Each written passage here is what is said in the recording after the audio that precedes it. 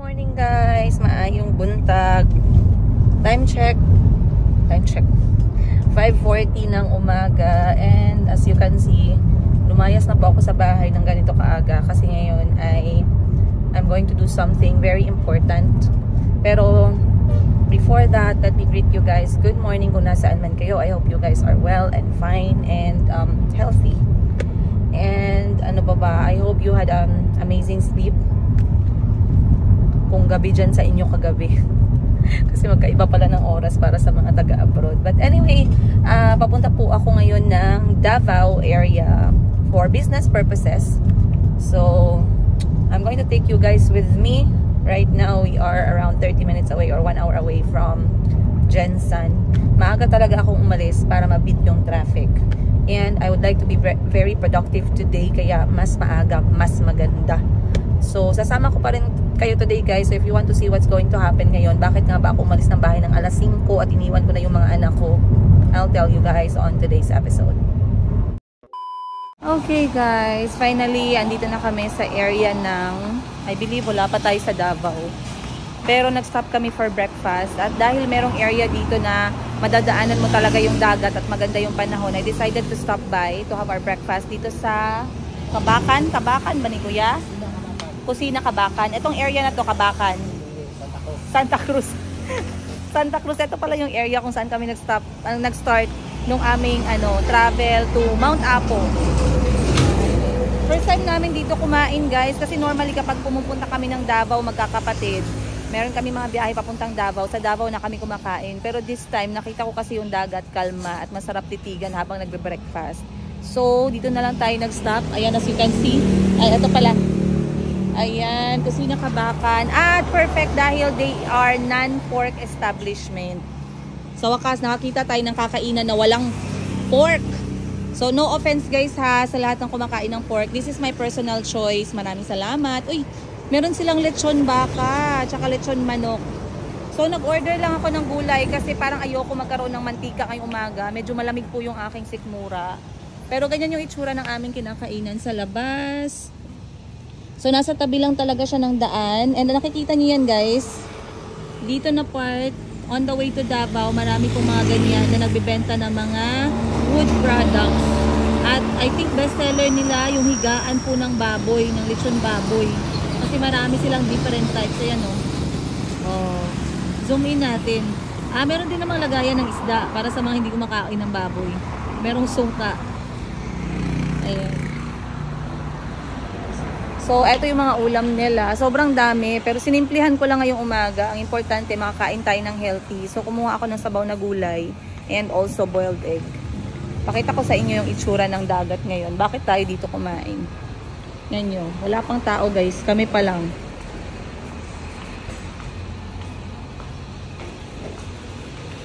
Try natin dito. Yan. So, perfect dahil sunrise talaga. Time check, alas 6 pa lang po ng umaga. And as you can see, sobrang kalma ng dagat. Apaka-perfect lang mag-breakfast ng ganito yung view natin, no? Kasi nagiging, nagiging grateful tayo sa bawat subo. Kasi you are able to wake up to watch that view.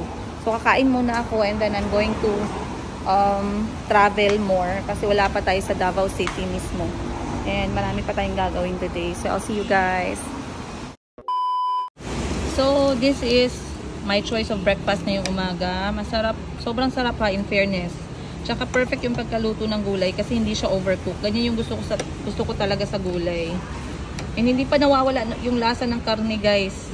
From December to January. So, gulay-gulay muna tayo. And boiled egg para protein natin ngayong araw. So, ganyan lang kasimple. Pero, tingnan nyo naman ang ating location.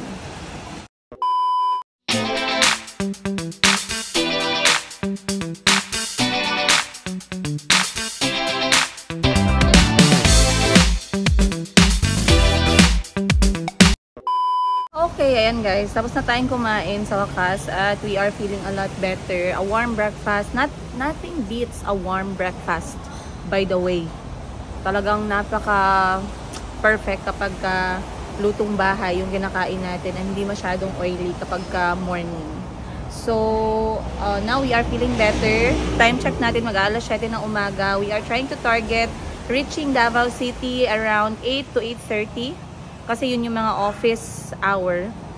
And, bakit nga ba ako pumunta ng Davao direct? Kasi diba nakita nyo sa last episode natin, I'm checking the I'm checking laundry services or laundry business provider, yung mga nagbebenta ng mga machine, ng mga packages, because I'm trying to check on them and study them bago tayo gumawa ng desisyon ngayong taon. And meron naman kami sa Gensan pero very limited lang, and I want na bago ako mag-decide, at least na consider ko yung mga possible options, kasi ayoko naman na mamaya nagdesisyon tayo and then we miss the good offers. So we are trying to look for mas affordable pero hindi natin pwedeng i-compromise yung quality. So ngayon yung hinahanap natin is yung quality plus yung presyo. So if they are willing to offer, if they have that kind of offer na mas better kesa dun sa last natin na pinuntahan, then mas maigi. Ganun talaga guys, no? Basta negosyo. Pag you are planning to start a business, you have to be willing na mag-put ng time, ng effort, ng energy, gumastos ng kahit ng konti pa. Kasi kailangan mong tingnan yung different angle. Hindi pwedeng basta-basta ka lang mag-start. So ako hindi naman ako business graduate, hindi naman ako master sa mga business, ganyan. Konti lang yung experience ko. And I'm learning from other people as well, most especially from my siblings. Kasi yung mga kapatid ko, lalong-lalo na si Madam Ten Gibbs at saka si Madam Sheena, marami na silang na-encounter about business. So I'm trying to talk to them sometimes kapag sa mga negosyo para makapag-brainstorm. Hindi ako yung klase ng tao guys na tinatahimik ko sa kapatid ko, sa mga kapatid ko, at saka sa mama ko. Kasi mas maganda na alam nila yung mga nasa utak ko when it comes sa negosyo. Kasi alam nila guys, lahat ng pinaghihirapan ko ngayon is not for me. Kita nyo naman, hindi naman ako maluho. At saka most of the time, talagang para sa mga anak ko yung ginagawa ko. Kaya yung mga kapatid ko, they never actually ask or they never doubt kapag meron akong gustong gawin. Kasi alam nila, all of these are for the kids. So ngayon, nagpaalam mo kay Auntie Christine, sobrang aga. Ayan, nagre-recording tayo. Nagpaalam ako kay Auntie Christine. Actually, kagabi ako nagpaalam kay Auntie Christine. And yes, nagpapaalam po ako kay Auntie kung saan ako pumupunta. Lalo na kapag it takes time for me to come back or maaga akong umaalis like 4 AM or gabi na akong umuwi. Kasi yun yung parang ano ko guys at peace ko na action. Kasi alam ni Auntie kung nasaan ako, saan ako pupunta, for emergency purposes na lang din. Alam na ni Auntie yan, mga ano namin, mga protocol. So sabi ko sa kanya kagabi, Auntie, I will be leaving very early kasi gusto kong i-beat yung traffic. There's some things I really want to do dito sa Davao City. And sabi niya, I see. Sabi ko sa kanya, Auntie, if I get time, gusto ko rin bisitahin yung immigration office dito sa Davao kasi I want to consult about Auntie's visa na din. So this is going to be like hitting two birds with one stone. So sana maging productive yung araw natin today. Of course, lahat yan magiging updated kayo guys kasi i-share ko sa inyo etong lakad natin. Once again, hala, ang laki naman ng isda na tumalon sa tubig. Ay, hindi pala isda. Oh my God, natakot ako, tao pala. Akala ko isda. Pero anyway, I'm very excited to share with you today's episode. So, kung excited kayo guys kung anong mangyayari dito tungkol sa negosyong to, anong mangyayari sa visa, sa mga lakad ko, sa lahat ng i-mention ko sa inyo ngayong araw, huwag mo akong iwan. Samahan nyo naman ako guys. Kasi ako lang naman yung naglakad ngayon. Hindi, ayan, nagmaneho pala si Park, syempre. Kasi hindi naman ako pwedeng mag-drive. Wala tayong lisensya. So, kasama ko ngayon si Parts para i-check itong Davao City at yung mga possible mga prospect supplier natin. So, tingnan natin anong makukuha natin for today's episode. I'll see you guys more ngayong araw. Okay guys, pero nakalimutan kong i-review. Kusina Kabakan, ang sarap po ng food ninyo. Maraming salamat. And bagong luto, fresh from the caldero. Once again, Kusina Kabakan, Santa Cruz Highway guys. Nag-enjoy ako sa breakfast na pinili ko. And I highly recommend. So sa lahat ng mga nagta-travel, pag nadaanan ninyo itong Kusina Kabakan here at Santa Cruz Road going to Davao City, check it out guys. Kahit breakfast, lunch, or maybe dinner. Tsaka sobrang linis ng ano nila ng restaurant. So thumbs up tayo dun. Alright, let's go.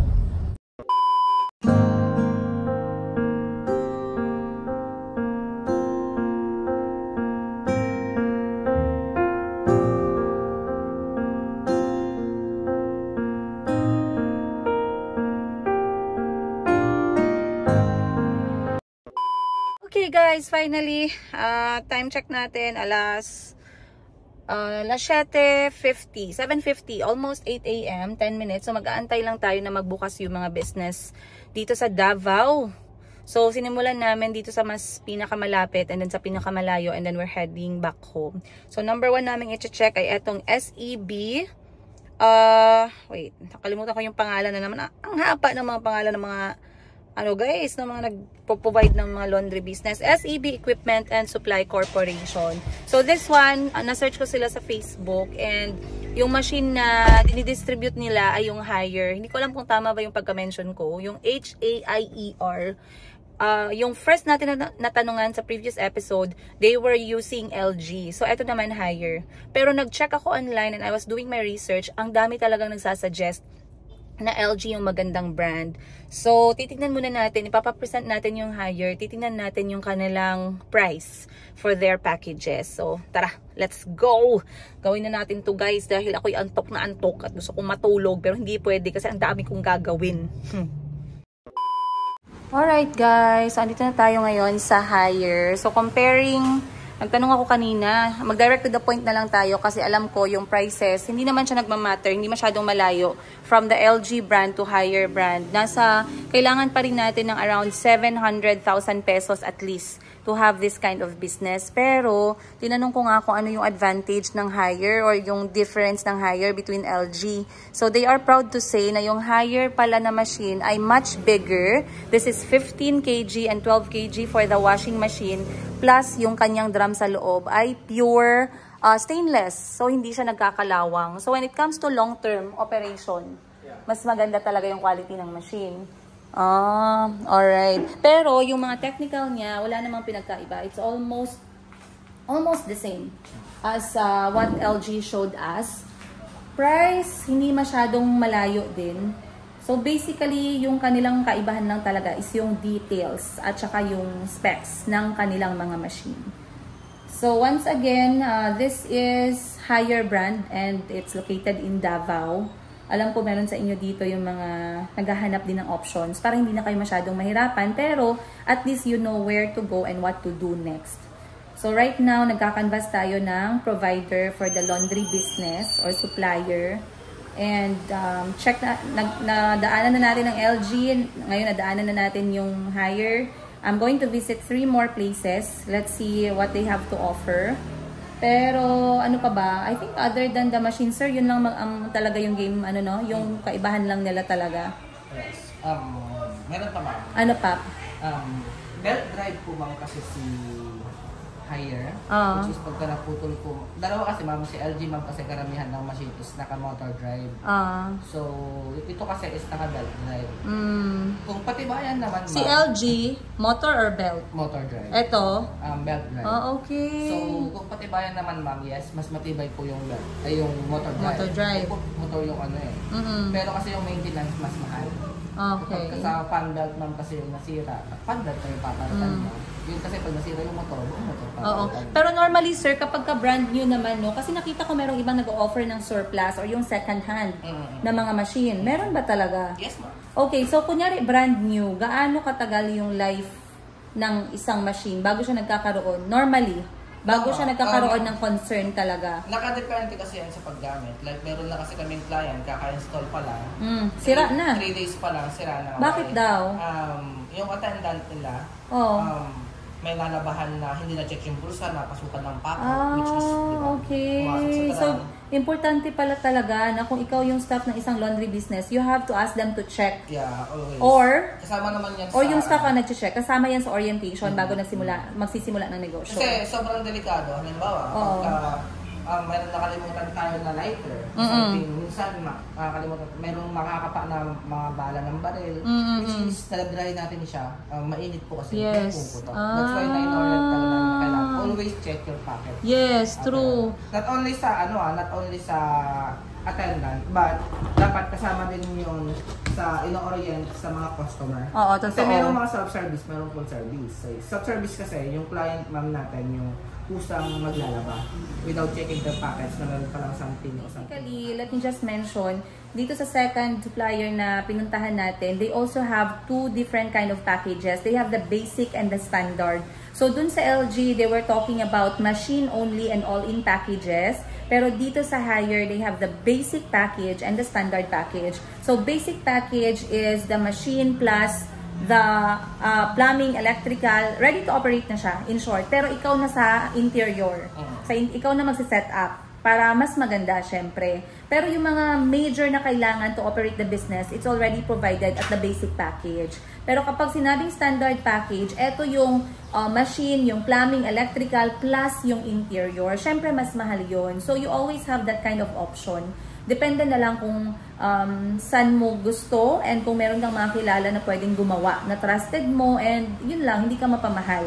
Kasi baka mamaya, instead na mapamura ka, magmumura ka kasi naloko ka.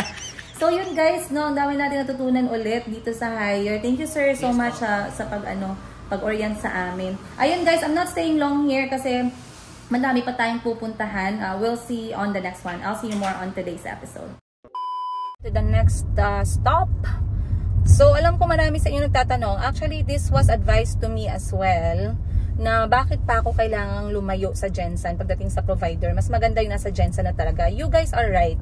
Pero mas maganda na talagang marinig ko at makita ko yung aking mga options para sigurado ako sa magiging desisyon natin, inshallah. So, of course, we do advise na mas maganda kung yung provider ninyo ay mismong nasa location nyo na. For me, Gensan, sana makahanap tayo ng supplier na sa Gensan area lang din. Bakit? Dahil kapag meron tayong concerns, mga issues, madali lang nating mapuntahan sa office nila, madali lang natin silang masabihan na ganito, may concern, may problema, may question, na hindi mo basta-bastang na-ask online. Another thing is, during the operation or starting the business, yung paggawa ng iyong mismong laundry business, kailangan mong i-consider na you have top-up expenses. For example, yung mga pupunta na magtatrabaho nung yung shop, at saka yung accommodation nila, yung pagkain nila, yung transportation, you have to think about that. Kasi you are getting people or you are getting the service outside of your city. So that one is very important as well. Right now, I can see that I have few options, not so many. And there's a lot of difference, by the way. Well, hindi naman siya ganun kabigat talaga, pero it will help in decision making. So once again, let's go to the next stop.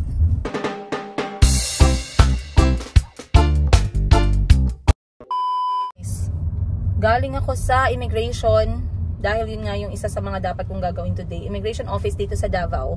Dahil nahirapan akong kumontak via phone at meron ako importanteng question tungkol sa visa ni auntie. Pero kamalasan ko, today ay hindi po sila nag-open dahil merong rally sa mayroong isang religious activity na ginanap and it was considered off sa kanila. So, wala yung office. Walang nag-duty. Wala tayong mapagtanungan. Sayang naman guys. So, sabi nung tao dun sa labas, balik na lang po kayo bukas. Balik po kami bukas kung taga dito kami sa Davao. Pero Gensan pa po kami 3 oras. So, di bali guys, no, hanap tayo ng another opportunity to ask that one. Kasi for me, it's very important. So, sana this month or next month, magawa natin to. Kasi nga, I really wanted auntie to have an improvement with her visa para hindi na kami masyadong nasistress sa pagbayad at pag-show, pag-show up every 2 months. So, from tourist visa, hahanapan ko ng paraan para ma-change natin to work permit visa. Tatanungin ko yung option at yung requirements. Titingnan natin kung pwede kong ma-provide. So, ngayon, diretso na lang ako sa another supplier and we shall see kung open na sila. Kasi yung isang nadaanan namin, close pa. Buti hindi traffic today, guys. Akala ko traffic eh. Aware ka sa, ano ka? Familiar ka? Yes, ma'am. I stayed in Bula. Near Bula. There is may Mateo David. So, Lavabox, pag mag-check ko sa Facebook, Lavabox is, nagagawas yun siya. So, isa sa, dagdagan mo branch? Actually, ma'am, we have satellite na hub in Gensan in Legao from Lake Petron. Satellite hub, what do you mean? May office? Service hub, office, and like this? operational maybe to upon, meaning naabot may laundry shop dito. Okay. And hopefully earlier this year, ma'am, we will be opening our service hub in Cagayan de Oro, in Thank you so much. Zamboanga City, and in Pagadian. Okay. Hi guys, good morning. So, dito tayo ngayon sa ating third location, which is ang Lava Box. So, kapag ka nag-research kami sa Facebook, and one of the provider for laundry business, etong Lava Box, lumalabas talaga siya. So, right now, I'm here with Sir Ariel. Sir Ariel, ayan. Mag-uusap muna kami guys about sa kanilang offer. Kung maganda yung offer nila, we shall see. I'll keep you guys posted. Finally, after around almost 1 hour din, no, yung ating pakikipag-usap. So, once again, ito ay ang Lava Box provider. Sila naman, another partner naman to for a laundry business. So, ang dami ko ding natutunan from them, which I cannot wait to share with you guys. Kasi nga, ito yung maganda, no, kapag nag-walk-in talaga tayo and we are willing to listen, we come with open mind, and we are really, you know, we put that time and effort and energy para matuto tayo. Kasi kailangan talaga, guys, it's very important na ma-consider natin lahat yung mga options natin before we start a business. And right now, we are in this very crucial part, ang paghahanap ng partner for this laundry business. So once again, Lava Box tayo guys, Davao. Right now, pupunta na kami to have a tour of the area. Silipin nyo na din para makita ninyo. Para naman meron din tayong matutunang bago today. And of course, about sa narinig ko kanina na I took notes, I'm going to share that to you guys mamaya. So let's go. Tour muna tayo. Good morning. For the showroom visit, Okay. Hi. Technicalities of the machine. Okay. So, hi ma'am. So, base, data ma'am. So, di ba natin duha klaseng machines. Natin yung tawag na Titan and Giant C-Max. So, kanin siya ma'am, ano siya ang Titan po. So, Okay. kanin Titan, capacity is 15 kilos. But, minus total always. Yes. 30 lang ating isa lang. Kasi ang close pag mabutang ang tubig, mas mabugat pa man dito siya. Yes. So, mo na itong Titan, ma'am. Then later, i-differentiate na ko sa kalahian sa Titan o sa C-Max. So, pansinin mo, ma'am, na ilahin nga machine. So, sa mali nga, LG machine man ang mga Aside mo kung sa LG, ma'am, nag-distribute may Electrolux. Okay. Electrolux, ito ba yung machine ninyo for the gowns and barongs? Yes po. This one? Apo. Okay. So, from which country? Italy. Ito yun guys, yung extra nila dito sa Lava Box, meron kasi silang mga special services and special machine na hindi basta-basta nakukuha sa ibang provider. So meron sila dito yung machine na ginagamit para maglaban ng mga sensitive natin ng mga wardrobe. Kunyari, mga wedding gowns, mga ball gowns, mga evening gowns, mga barong. So meron din silang another machine, ito galing sa Italy. Yung another machine nila na naglalaban ng mga special material bags and shoes, leathers, mga very luxurious, if we might say. Ayan. So, ito yung kanilang special, yung edge nila compared to other laundry business partners. Ayun. So, ang nakalindot amin nga machine, ma'am, unlike ani if mag-press ka, diretso na naman, warm start. So, kani siya nakadepende sa type of cloth. So, i-move Yung lang pinaka ito. 3 major parts talaga guys for laundry business. Yes po. Drainage, electrical, tsaka water source. Tandaan nyo yan guys. And then, aside anak ma'am, Ito yun. prepare po tag-duha ka LPG. So, 50. anong duha ka LPG? Pwede na ba isa? Oo. Yes, pwede na sa isa mo gamiton. But, para dili ma-stop in your operation. Okay. So, kana siya is required yun siya sa Very PFA. important. Yes po, oo. For safety purposes guys. Gas leak detector and gas shut. Automatic shut off. Automatic shut. So, yan. Ang daming terminologies, hindi mo matandaan lahat. So, dito yung likod. Okay, finally, yung bituka naman, guys. So, pinakita ko sa inyo sa recent episode natin, yung isang service provider, isang laundry business partner na pinakita din nila yung kanilang likod. So, eto naman, i-zoom mo na lang daw para makita nila. So, kanin siya, ma'am, is lagi tayo ga-provide ng space para po, if ever nga na mga troubleshoot, natin space for technicians, ano makaari po ito siya. Is that safe enough? Yes po. Okay, so ganun pa din siya. Sa baba is drainage. Yung drainage ninyo manipis lang, no? Ayun. Yan po yun. Drainage followed by the water, guys. Yung hot and cold. Followed by the gas. Gas, anong tawag mo dyan? Ito po. Yung gas, anong tawag mo dyan, parts? Kalimutan ko. Gas line.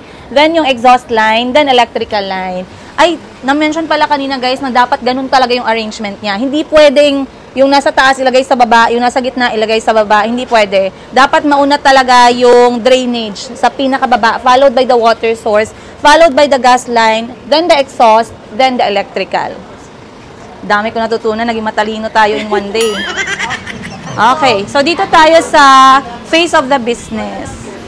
Hello! Ito po ma'am, ito po yung Giant C-Max, which is 10 kilos ang capacity. But 8 kilos lang ito ang ilagay. So kung pansinin mo, iba yung kulay. May light gray at dark gray. So ito kasi yung old model C-Pro. Saan ang new model? Ito po. Okay. Kasi guys, doing my research, nakita ko meron palang dalawang option. There's automated and manual. When we say automated, meron siya neto, guys. Come closer. Ayan. So, meron siyang automated. Gagamitan siya ng card or sometimes coins. So, tap a card. Yan yung automated. Pero pag manual, kailangan mo magbayad through GCash or kailangan mo pumunta sa counter para cash talaga yung ibayad. Okay. Gets po. So, yung isa, yung Titan Racer, walang ganito. Walang, terminal kasi tawag nito. Terminal. So, kung manual lang i-avail, like, hindi na wala siyang ganyan. Bayad ka lang, press ka lang. So, yung mga transaction, i-take book na lang sa logbook. Pwede po ba masilip yung ano ninyo, Yes, yung sa likod? Kasi ito medyo kasi minsan 'di ba merong mga places na hindi organized, pangit, marumi tingnan. So tingnan natin yung kanilang idea sa likod, guys. Makisilip tayo. Ayan, sige po, mauna kayo. Thank you. So ito yung spaces na para sa mga malinis na. Opo, yung mga marumi pa na sa labas. Yes po. Naka-line up. May secret room. Ay, hindi pala secret kaya walang door. Pero kita nyo guys, di ba? So basically, kapag may mga room na ganito, pwede na maglagay ng rack na lang. Hindi naman siya kailangan na built-in na shelf. Pwede yung mga i-assemble na lang na rack to have that kind of organized para sa mga nalabhan na. Ang galing. So, if ever may mag-pick up po, yun po, titingnan nyo lang po yung mga claim stop. Oo. Ito kasali sa system. Yes po. Wow. Ano ba nasa claim stub? Tingnan natin guys. Makichismis tayo dito kay Mr. Saan ang name ni Mr.? Walang name. Paano po nalalaman yung name? Ayan po, customer. Ayan, si Ma'am. Ay! Tatago natin. Baka makasuhan tayo ng staffa. Ayan, customer si Ma'am Maris. And then, nakasulat dito yung staff na nag-asikaso sa kanya. So, kung hindi ko nagustuhan yung staff, may pangalan. Pwede tayong mag-complain. Ayun. So, andito yung pangalan kung kailan niya drinap yung kanyang item. Ano yung services na kanyang kinuha. So, eto si Ma'am Maris, kumuha siya ng add-dry full service. Oh, add-drying time? Sa full service po kasi ma'am, nandun na yung add-dry. Kasi at all clothes manggod, mag-dry siya within 40 minutes. Oo, mag-add ka pa. So, that's why sa full service namin, nilagyan na namin ng add-dry. Ay, amazing. Kasi nabasa ko to yung parang hindi ka kontento sa tuyo. Gusto mo tuyong-tuyo. Ano ba yan? And then, nandito na yung regular dry full, 120 siya. Tapos, nag-top up na lang. Then, regular fold. So, kapag nakaganito, bali full service talaga siya from the start to end. Ang gagawin mo na lang, idadrop mo na lang yung damit, idadrop na lang ng client ko talaga. Grabe mag-manifest. Idadrop na lang ng mga client ko dyan na gusto magpalabas sa akin. Tandaan nyo yan, guys, ha? Mga taga Jensen. So, idadrop nyo na lang yung damit nyo and then pagkuha nyo, guys, mabango na, malinis na. Okay? So, katulad nito, then, sinulat na rin nila sa resibo yung mga products na ginamit. Sabon, Fabcon, Breeze, Colors. Ang galing! Sobrang organized. Laundry business ko, inshallah. Kasi pag ganyan, mag-focus na lang ako sa paglalaba. Baka nasa labada yung forever. Okay. So, dito, meron din silang mga benta sa counter. Siyempre, dapat related sa laba. Kasi pag naglaba ka, nagugutom ka, dapat merong pagkain. Pag naglaba ka, nauhaw ka, merong Zonrox. Ay, sorry, hindi pala yung iniinom. Sabi, may drinks ba kayo? Oh, merong fridge. Ayan. So, nakita nyo na, ano po yan? For mga GCash, kung magbayad ng bills. Okay. And ayan guys, napansin niyo kanina nga, natutunan ko na dapat pala yung iyong, kung gusto mo na pangmasa yung iyong laundry place, dapat wag mo naman masyadong pabunggahan. So, katulad nito, pag nakita na daanan mo tong lugar na to, very customer friendly, yung parang hindi ka natatakot na, uy, mahal dyan. Kasi tingnan nyo guys, naka-roll up lang siya, then open air, then very, very simple and minimalist lang yung kanyang setup. May upuan, may table, parang hindi ka mabubudol ba? Yung pinunta mo maglaba, talagang yun lang. Walang pang masa, walang extra, Kasi may aircon, baka mahal dyan kung may aircon. Uy, ano, parang ang ganda, parang napaka-synthetic ng lugar. Baka mahal dyan. Kasi di ba may ibang laundry na parang mayaman tingnan, no? Dapat pala hindi pang mayaman tingnan, guys. Dapat pang ano lang. Pangmasa yung term. Sabihin ko sa pang mahirap. Yung pangmasa pala yung term. Kasi parang medyo class. Oo. Tapos sinabi nga pala ni Sir sa akin kanina, ni Sir Ariel, importante daw, mabait yung mga staff. Mabait ba kayo, te? Mabait pala. Bawal ang mataray. Oo. Oy, grabe, may mga witness. Dapat daw maganda. Depende daw sa ilong. Wala nang ilong. Ganda lang. Basta mabait. Okay. So, importante pala dapat yung mga staff na ilalagay ko, inshallah, mabait. So, yung mga mababait dyan, mga gusto nyo mag-apply sa akin. Ayan. Okay, so yun lang po ba yung to make my own soap, laundry, Fabcon, ayan, pati toothpaste, kung pwede kong gawin, gagawin ko na. Para sa akin yun na lang bilhin lahat. Pero as you can see, meron na silang mga products available. So, parang nagiging laundry/retail store. Diba? Ang galing, no? Okay, so dito tayo. Ma'am, ito yung ano, ma'am, Scarpa Vapor. Scarpa Vapor. So, yung mga pinaprocess po dito, yung mga leather jackets, shoes, bags, helmets, car seats, carpets. Oo. Ito po, dito po. Special steam machine. lang po to. So, di ba namin mga material na dili pwede i-dry. Yes. So, naatay air dry. Okay. And then, hit dito po sa baba. Ito ang hair dry. Air dry. That's Ganito po. pa lang itsura ng air dry. Yes po. Papapahanginan lang po. And then, dito po sa baba, yung dryer talaga. So, if ever magpapalaba ka ng shoes, tas kailangan mong gamitin bukas, dito mo na ipapadry Okay. na po. Ayan. Tingnan nyo guys, come closer guys. Ito yung mga ano niya, mga nilalabhan. Leather, ano pa nga ma'am? Mga special materials, helmet, shoes, car seat, sofa, cover, whatnot. Okay. So, ay, magkano naman po yung ganitong machine? Ito ma'am is 580 po. 500, kalahating milyon guys. Kung may kalahating milyon kayo dyan, bilhin nyo na. Okay. Sige po ma'am. Dito pa tayo. Grabe. Advance pala talaga yung Laba Box kasi ang dami yung mga in-offer na pa-extra. Kasali yung saging. Kasali yung saging sa laba. Ito yung back office namin. So, if ever na may magka-problema yung machine nyo, may mga parts na po kami. Okay. Paano pag relationship yung problema? Hindi po. Hello po. Good morning. Ma'am sa account. Sorry. System. Okay. So, sa automated, siya po yung in charge po. So kapag may mga concern and I'm partnered with Laba Box, sila yung nag-a-answer. Yes po. Very good. Kilala ko na kayo ha. So, yan po yung mga available na parts, ma'am. So, mga moving parts, so yung mga basic na machines po. Ngayon, wala pa. Naubos yung stock. Ayun, meron naman May dalawa pa natira guys para sa akin siguro. Okay. Ito naman po yung dyan, ma'am.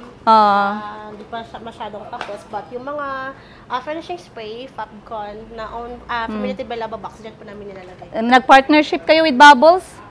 Bubbles. Ay, partnership pa kayo sa sabon or downy-downy lang kayo and mga ganun? Commercial na sabon na? May commercial, ma'am, din. May Hindi own kayo Laba gumagawa? Box. May own din kami. Gumagawa din kayo. Magandang business yan. I love that. Yes po. Kasi may mga client po na may mas prefer ng mga brand. Ang lakas talaga ng kutob ko sa labahin business na to, guys.